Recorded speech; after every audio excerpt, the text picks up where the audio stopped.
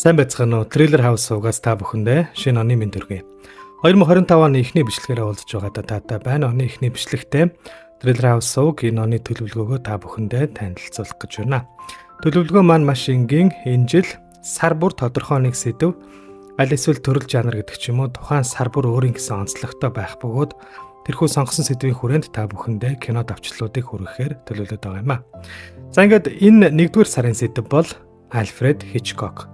Hitchcock January гэсэн сэдвийн хүрээнд энэ 1-р сарыг Их Британий алдарт найруулагч триллер саспенс төрөл жанрын эцэг ноён оргил болох Альфред Хичкокийн уран бүтээлүүд болон тэдгээрийн ремейктэй танилцах сар болгон зарлж байна. 7 хоног бүр энэхүү агуу уран бүтээлчийн нэг киног ремейкийн хамт бүгдээрээ үзэж сонирхох болно. Хэдийгээр үзэгчдийг оллоор нь татдаг үжигсэн манай сувг хуучны сонгодог уран бүтээлүүдийг та бүхэндээ өргөх туйлын сонирхолтой байдаг учраас үзэлт хандлтын тоо бага авахаас үл хамааран нийт үзэгч кино сонирхогчдийнхоо мэдлэг боловсролыг дээшлүүлэх зорилгоор үүнийг хийж байгаа гэдгээ хэлмээр байна. Ингээд энэ сарыг нээж байгаа өнөөдөр та бүхэндээ хүргэх Альфред Хичкокийн уран бүтээл бол 1954 онд гарч байсан Rear Window буюу арагшаа харсан цонх хэмээх кино байгаа. Уг киноны гол дүрүүдэд Джеймс Стюарт, Грейс Келли нар тоглосон юм. Ингээд киноныхаа үйл явдал руу орцгоё. Киноны эхэнд гол дүр болох фото сурвалжлагч, гэрэл зурагч мэргэжилтэй Элби Джеффрис буюу Джеффийн орон сууцны арагшаа харсан цонхоор цаа талын байшингийн айлууд харагдахаас гадна Джефф гэртээ тэрэгэнцэр дээр нэг хөл болон ташаага гэмтээсэн байдалтай хугарсан хөлөө битүү гипс дүүссэн маягтай хэвдэх бөгөөд түүнийг яагаад ийм айхтар гэмтэл авсныг гэрчлэх хоёр уралдааны машины айхтар ослын мөчийг тэрээр гэрэл зургийн хальсанд буулгаж амжснаа жаазлаад тавьсан байдаг.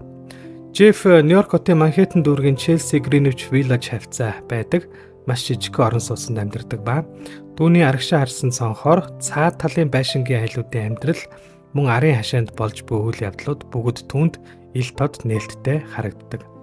Тэрээр өдөржин ганцаараа амьдардаг залуухан балетчин бүсгүй, хоорондоо эв түнжингүй гэр бүлийн хос, хөгжмийн зохиолч залуу гэх зэрэг тэрхүү байшингийн оршин суугчдыг өдөржин харж суухаас өөр хийх зүйл түүнд үгүй ажаа. Их юм олж чадсан өдөржин гүйрч уйдсан Джефф дээр өдөр бүр хоёр эмэгтэй эргэж тойрч ирж асрах бөгөөд тэдний нэг нь чанга хатуу яриа мөн зан ааштай дунд иргэм насны совилогч Стелла. Харин нөгөөх нь Джеффийн залуухан найз бүсгүй загвар өмсөгч Лиза Фремонт юм а. Джеффэд чин сэтгэлээсээ хайртай Лиза чадах чинээгээрээ түүнд санаа тавьж түүний төлөө гүйж хичээх бол гэрлэж хамтын амьдрал зохиохыг хүсдэггүй Джефф өөрийн хуваа хичээсэн адаар зан бүдүүлэг өгсөөрэ бүсгүн хичээл зүтгэл болон сэтгэлийг нь гонсоолгох ажээ. Нэгэн бороотой өдөж Джефф эмэгтэй хүний битгий хэмээн чангаар орилж хашгирах дуу болон шил хагарах чимээг сонсдог. Тэр дуу хаанаас гарсан нь тодорхойгүй байдаг тул удалгүй Джефф суугаагаараа нойрмоглон унтах болно. Шөнө 2 цагийн орчимд тэрээр сэрээд цонхоороо артал өнөөх том биетэй худалдаачин том хөнгөн цагаан чимдаан барин гэрээсээ гарч явахыг хардаг. Хагас цагийн дараа тэрээр гэртээ эргэн ирж буцаад л өнөөх чимдаанаа бариад гараад явахыг Джефф харан гайхах бөгөөд хэсэг зөөрмөглөж байгаад сэрээд байж байтал өнөөх худалдаачин гудамжнаас гэртээ орж ирж байгаа харагддаг. Тэгээд Джефф унтаад өгөх бол түүнийг унтж байх хооронд худалдаачин гэрээсээ нэгэн хар хувцастай том хар малгайтай эмэгтэйтэй зүг гараад явах болно. Маргааш өглөө Джефф өнөөх худалдаачин шүнжин нааш цааш барьж гүйсэн чимдаанаа цэвэрлэж бас том хутга гар хөрөө цэвэрлэж сонинд ороож тавьчихад буудан дээрээ унтаад өхийг дуран болон маш том линз бүхий гэрэл зургийн дуран аваагаар хардаг. Тэрээр худалдаачин гихнэрээ хөнөөсөн гэж бодон үүнийгээ эхлээд совилогч Стеллад хэлдэг. Оройн түүн дээр Лиза ирж цагийг хамтдаа өнгөрүүлэхийг хүсэх боловч Джефф худалдаачны талаар түүнд ярьж дурандаж харах үед бусдын амьдралд хошуу дүрлээгээд Лиза түүнд уурлах болно. Гэвч удалгүй тэд худалдаачны эхнэр гэртээ байхгүй байгааг мөн орных нь матрасыг хураагаад тавьчихсан байгааг харж Лиза хүртэл эргэлзэж эхлэх бөгөөд түүнээс бүх зүйлийг эхнээс нь ярьж өгөхийг хүсдэг.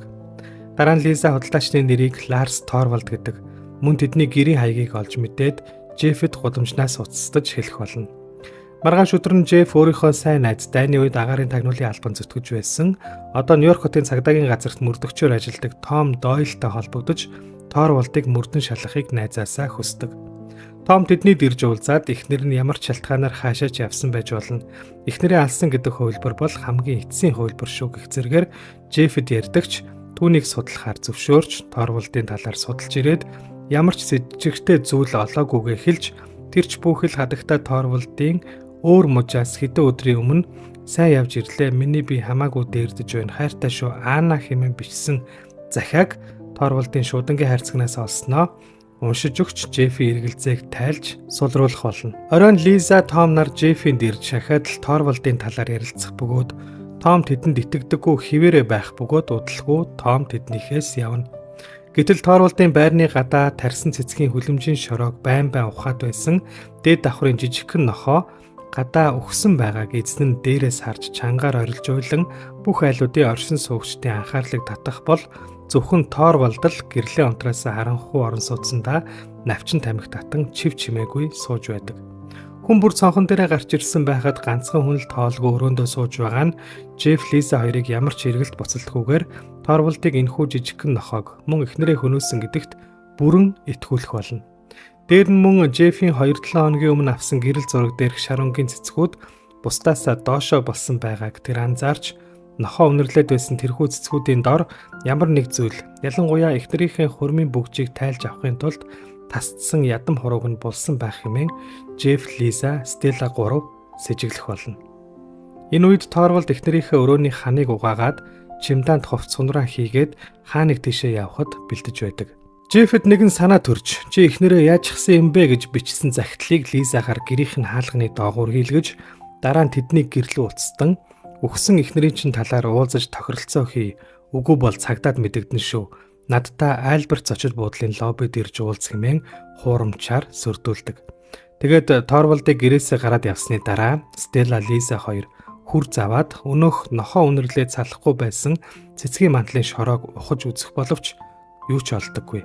Гэтэл Лиза олдож байгаа боломжийг ашиглан галын шатаар дээш авирч торволдын нээлттэй цонхоор гэрт нь орж ямар нэг хэргийн сэжүр болчих зүйлийг хайж эхэлнэ. Стелла гүүсээр Жефтер орж ирэх үед торволдын доод давхрын ганц бие эмэгтэй амиа орлохоор баахан им уух гэж байхыг тэд харж Лизад анхаарал хандуулалгүй өнөөх эмэгтэй туслахаар цагдаа дуудах болно.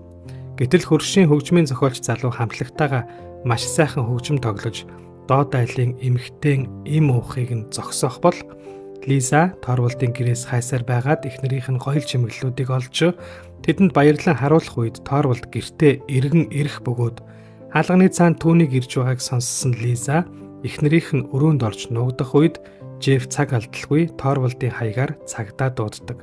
Гэтэл торволд Лизаг олж барих бөгөөд түүнээс эхнэрийнхээ гоёл чимэглэлүүдийг буцааж аваад Лизад хүч хэрэглэх үед Лиза Жефийг дуудан орилж найз бүсгүүдээ ямар ч тусламж үзүүлж чадахгүйдээ Жеф дэмэл бухимдаж аргагүй байдалд орох болно. Тэгтэл цагдаа нар ирж торволд ч Лизаг гэрээс нь юм хулгайлах гэж байсныг хэлэх бол Лиза эхнэрийнх нь хурмын бүгжийг аваад өөрийнхөө хурундаа зүүсэн гэдгээ цагдаа нарт мэдэгдэлгүйгээр Жефэд харуулдагч түүнийг нь торволд олж хараад улмаар Жефиг түүний гэрийг харж байсныг олж мэдэх болно. Тэгээд цагдаа нар Лизаг баривчлаад аваад явах бол Жеф өөртөө байгаа бүх мөнгөө Стеллад өгч Лизаг батлан даалтаар гаргаж авахуулахаар явуулаад өөрөө мөрдөгч найз Том руугаа залгаж болсон бүх зүйлийг хэлж түүнээс яаралтай ирэхийг хүсдэг. Харин энэ үед цагдаа нарт мэдүүлэг өгч дууссан торволд Жефийн гэрийг олж гэрлийн унтраасан харанхуй гэрт нь орж ирж Жефэс юу үсэд байгаагаа хэлээч тэр хүүхнээсээ миний бүгжийг буцаагаад авчиг гэд Жеф рүү дайрах үед Жеф түүн рүү зургийн аппаратынхаа хурц гэрэлтэй спичгийг удаа дараа асаан бие хамгаалж түүнтэй зууралт нь тэмцэлдэж торволд түүнийг дийлж хоёр давхрын цонхоор Жефийг яг унгах гэж байтал цагдаа нар торволдыг баривчилж бусад цагдаа нар доош унсан Жефийг тосон авч аврах болно.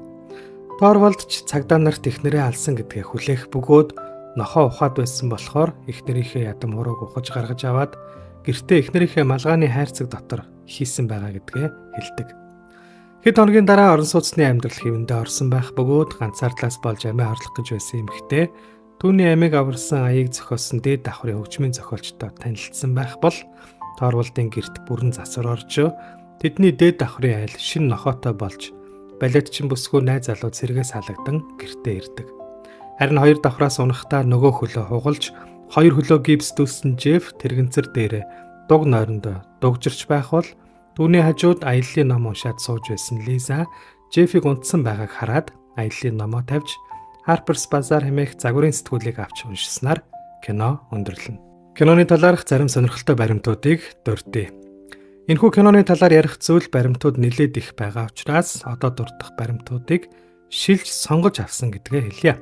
Уг киног зохиолч Корнел Вулричийн 1942 оны It Had to Be Murder буюу энэ аллах байх ёстой хэмээх богино зохиолоос сэдвүүлэн бүтээсэн бөгөөд 1954 онд Венецийн кино фестивалийн үеэр анх нээж байсан ажээ.